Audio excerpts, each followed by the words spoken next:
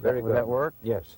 Now you're lining up your feet, you're lining up hips, and you're lining up the shoulder. But I'm going to change that. All Not right. your feet. I'm going to change the knee action, your hip, and the shoulder.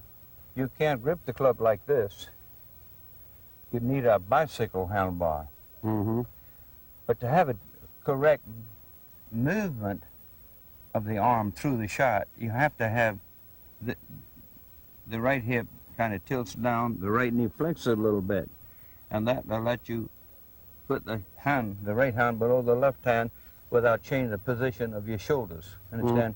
Changing the position in relationship to open and close? Yeah, yes, that's right. You see, you do not want to have this hip outside of, this hip and this shoulder outside of this one.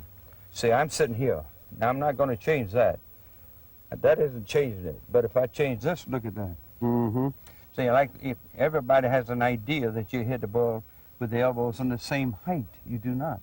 Mm-hmm. When you hit the ball, your right shoulder, your right elbow are behind and more inside because you're not approaching the thing down the flight line. Like what we were talking about a little bit earlier is, like if you took both arms and you put them right out in front of you, they'd come together right in the middle of your square. It's a square position, right? Yeah.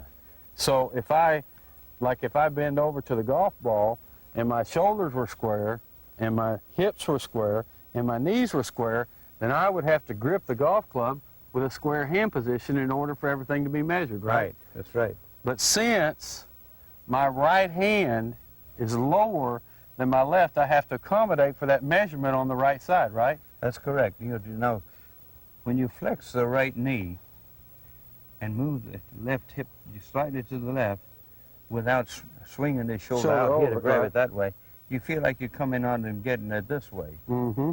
Now that's like if you're going to shoot a cannon, you want your cannon, if you want it to go the farthest, to have it tilted at a 45. More instead of like that. Yeah. We'd be tilting it up. Yeah. That's where we're going to get our body in position. Because the position and address and impact position is very similar, but you're not hitting it off of 2 feet. You're moving to 1. Your arms and hands are moving ahead of the address position, and all your weight's on that left leg. Yeah, your legs, your arms are like that. They're not over it. Yeah. Okay. Now, when you hit the ball, that arm is higher than this arm, and it's further away from you. And you're coming up at the ball this way. Okay, like a little bit more up. Yeah. Okay. Okay. Mm-hmm. Position your body. Okay. Now, this position that you have looks relatively good, you see? Mm-hmm. You have to have this. So if you drop the plumb bob from the butt end of the stick, that'll be outside the toe line. Mm-hmm. It's imperative because when you shift over to the left hip and pick up this leg, see, I've got to be able to get my right side underneath that, right? Yeah, you got to go underneath your arm, between the left leg and your arms. Now your hip is driving on an angle like that. Right. The left hip is parallel to the flight line. Okay. Right.